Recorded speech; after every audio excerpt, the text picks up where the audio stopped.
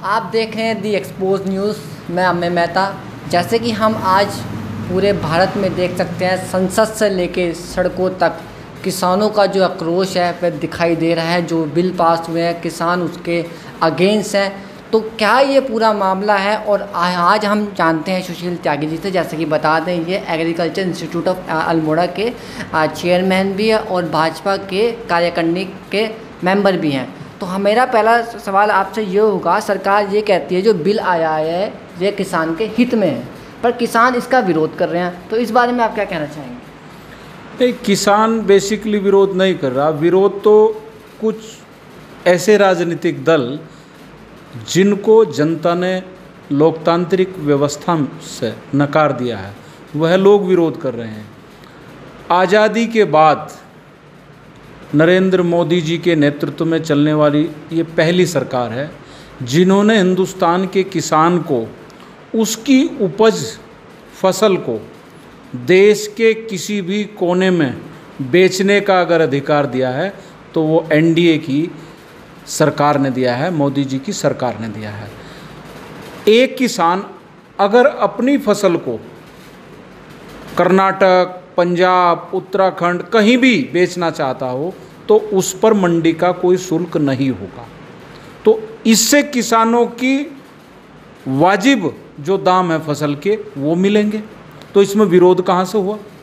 और दूसरे, जो कांग्रेस ने किसानों को भ्रमित कर और सड़कों पर उतारने का काम किया है केवल पंजाब में, उसका मुख्य कारण आप कांग्रेस से पूछिए कि उन्होंने अपने मैनिफेस्टो में, चुनावी घोषणा पत्र में इसी बिल को लाने का वादा किया था। ये रिकॉर्डेड है। आज वही लोग इसका विरोध करते हैं। और लोकतंत्र में विरोध करना गलत बात नहीं है, लेकिन विरोध के नाम पर अराजकता करना, लोग पार्लियामेंट में सभापति के सामने जाकर रूल बुक फाड़ना, माइक तोड़ना, यह लोकतांत्रिक व्यवस्था है क्या? मैं आज एक्सपोज न्यूज़ के माध्यम से ऐसे सांसदों की घोर निंदा करता हूं कि जो पार्लियामेंट में बैठकर जिनसे कल हिंदुस्तान की जनता अनुसरण करना चाहती है, अगर वह इस तरह के कृत्य करेंगे तो वह निंदनीय है। आज मैं एक्सपोज न्यूज़ के रूम में बैठकर इस कृत्य की घोर निंदा करता हूँ। तो जैसे कि त्यागी जी, हम देख सकते हैं कि किसान कहीं भी अपनी फसल बेच सकता है, इसमें किसानों को ही फ़ायदा है। पर किसानों का ये कहना है कि जो छोटे वर्ग का किसान है वह किसको अपनी फसल उसने उत्तराखंड में उगाई, वो दिल्ली जाके बेचेगा तो उसे फ़ायदा तो कुछ नहीं है, उसको ट्रांसपोर्ट का भी खर्चा लगेगा। और वो कहने हैं कि अगर वो मंडी में जाएगा उसको दाम नहीं मिल पाएंगे जो दाम वो चाहता है। तो इस बारे में आप क्या कहना चाहते हैं? लोगों को जानकारी नहीं है जी। जब खरीदने वाले ज़्यादा लोग आएंगे, अभी तो डर रहता है कि कोई खरीद नहीं सकता चूँकि मंडी का टैक्स रहता है। जब किसी भी फसल को खरीदार अधिक होंगे, बेचने वाले कम होंगे। अब इन्होंने कहा कि कांग्रेस का जो आरोप था कि जो न्यूनतम समर्थन मूल्य है वो इससे प्रभावित होगा।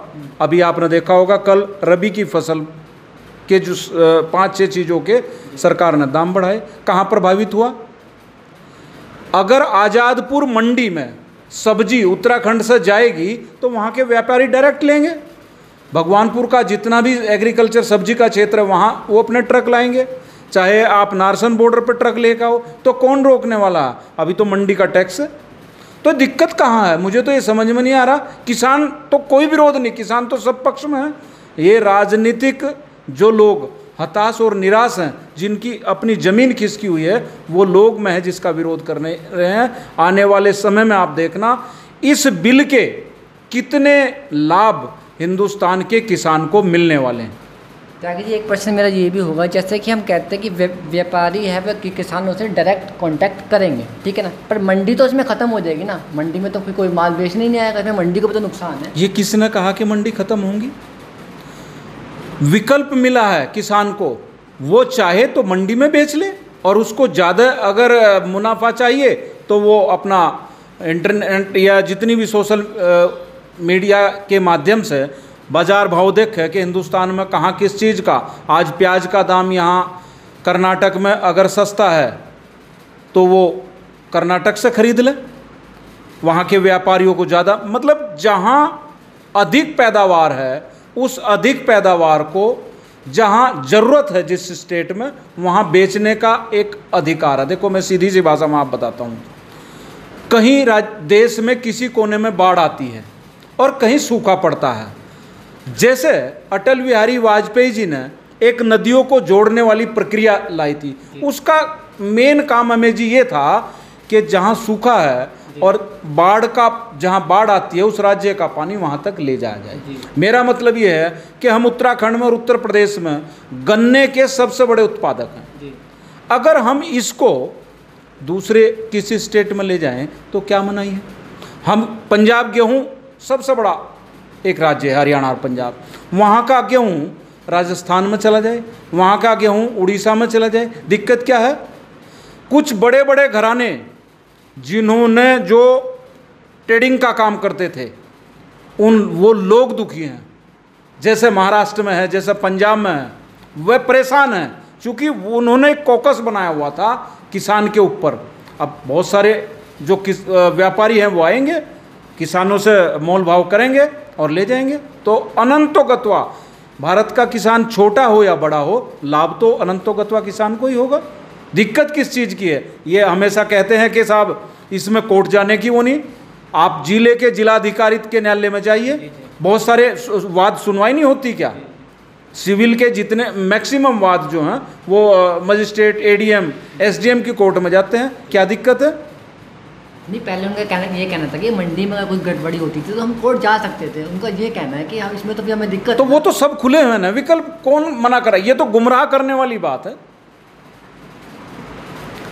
तो आपका ये कहीं ना कहीं कहना है कि जो ये विपक्ष है ये गुमराह कर रहा है। चलो हम आपकी बात मानते भी कि गुमराह कर रहा है, तो जो आप देख सकते हैं कि हमारे देश में किसान आए दिन आत्महत्या करता है, तो ये जो बिल आया है इससे क्या वो चीज़ें रुक जाएंगी। हमें जी 2014 नरेंद्र मोदी जी की सरकार आने के बाद जी मैं दावे के साथ कह सकता हूँ कि भारत का किसान खुशहाल भी है, और जो मोदी जी की ट्रांसपेरेंसी नीति है, पारदर्शी, आप देखिए किसान सम्मान निधि दिल्ली से हर 6 माह के बाद भारत के हर किसान के अकाउंट में 2000 रुपये आते हैं। किसी बिचौलिए की देखा आपने कि कहीं पटवारी को कमीशन दो या सुपरवाइजर को कमीशन दो, डाटा फीड है। मोदी जी ने यही संकल्प लिया है कि केंद्र से चलने वाली जितनी भी योजनाएं हैं वह अंतिम छोर पर बैठे एक लघु किसान हो, चाहे सीमांत किसान हो, छोटा हो या बड़ा, उस तक वह योजना पहुंचे। इसलिए मैं आज निश्चित रूप से आशा और विश्वास के साथ कह सकता हूं कि जो मिशन किसानों के हित में नरेंद्र मोदी जी लेकर चले हैं वह वास्तव में आने वाले 2022 तक आप देखना किसानों की आय निश्चित रूप से जो वादा किया है वो दुगनी होगी। आप बताइए, स्वामीनाथन की बात करते हैं, ये 201 अनुशंसाएं स्वामीनाथन जी की थी, क्या जो आज कांग्रेसी हैं उन्होंने एक भी लागू की क्या।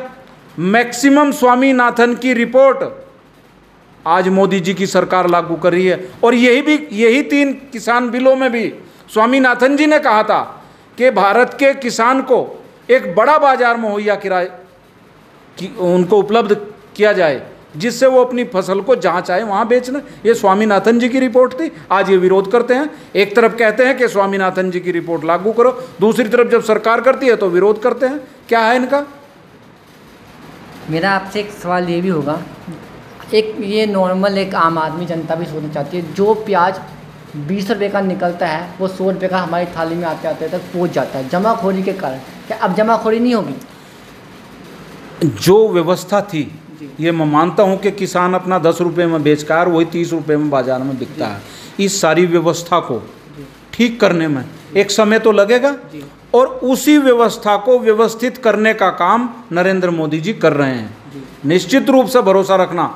आप देखना, पिछले दूसरा मोदी जी का कार्यकाल है, इस कार्यकाल और पिछले कार्यकाल में कभी ऐसी स्थिति नहीं आई कि किसी चीज़ की कमी पड़ी हो, क्योंकि जागरूक सरकार है, हर चीज़ पर शिकंजा है, जमाखोरी पर शिकंजा है। और वास्तव में जमाखोरी राज्यों का भी काम है, लेकिन केंद्र की पूरी मॉनिटरिंग के कारण आज ऐसी इनबैलेंस नहीं है व्यवस्था मार्केट की किसी भी चीज़ की। तो ये एक जागरूक नीति है, ट्रांसपेरेंसी नीति है, पारदर्शिता है। चलो मेरा आपसे एक सवाल ये होगा, पंजाब की तरफ थोड़ा जाते हैं। आपकी ही जो एनडीए की सरकार में हरसिमरत बादल जी ने कौर जी ने इस्तीफ़ा दे दिया है। आपकी ही पार्टी के लोग आपके ही खिलाफ हैं, वह कहती हैं कि ये जो बिल आया है किसानों के हित में नहीं है। तो अब आप क्या कहना चाहते हैं, क्योंकि आपके पार्टी के लोग ही विरोध पे अब उतर चुके हैं सब चीज़। ठीक है, आज भी हरसिमरत कौर जो है वो एनडीए के घटक हैं। उन्होंने अगर कैबिनेट से रिजाइन दिया है तो ये बड़े स्तर का काम है, वो देखेंगे। लेकिन पता नहीं क्या उनके हित रहे होंगे और चीज़ें ऐसा तो है नहीं, आज भी एनडीए के घटक वही हैं। ठीक है, मिनिस्ट्री में नहीं है, इस इशू को लेकर क्या होगा तो वो उनकी अपनी सोच है। इसमें जो भी हमारा केंद्रीय नेतृत्व जो है इस पर मैं कोई टिप्पणी करना भी नहीं चाहता, और पता नहीं न जाने क्या बात उनकी रही होगी। जाते जाते मेरा लास्ट सवाल ये होगा कि जैसे कि हम देख सकते हैं कि कहीं ना कहीं मीडिया में भी चलाया जा रहा है कि ये जो बिल है किसानों के हित में नहीं है। तो आप क्या हमारे दर्शकों को थोड़ा समझा सकते हैं जिन्होंने अब तक बिल के बारे में नहीं पता, इससे हमारे देश को क्या फ़ायदा होगा, किसानों को क्या फ़ायदा होगा? मैं आप एक्सपोज न्यूज़ के माध्यम से भारत के प्रत्येक किसान को आज ये बताना चाहता हूँ कि आने वाले समय में भारत के किसान का जो भविष्य है वो एक नए युग की ओर जाएगा। और निश्चित रूप से जो लोग आज इसका विरोध कर रहे हैं उन्होंने ही अपने चुनावी घोषणा पत्र में कहा था, लेकिन चूंकि उनको विरोध की ही राजनीति करनी है इसलिए वो मुंह की खाएंगे और देश का किसान प्रगति की ओर इस बिल से अग्रसर होगा। मैं नरेंद्र मोदी जी ने, भारत के यशस्वी प्रधानमंत्री जी ने 2 बार भरोसा दिलाया है। इन्होंने कहा कि अपने न्यूनतम समर्थन मूल्य है वो इससे प्रभावित होगा। रबी की फसल का उन्होंने समर्थन मूल्य बढ़ाया।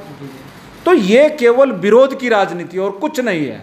इससे भारत के किसानों का भविष्य सुरक्षित होगा, उज्जवल होगा, और उनको जो उनके फसल के वाजिब दाम हैं वो निश्चित रूप से मिलने शुरू हो जाएंगे। ऐसी व्यवस्था इस बिल में है।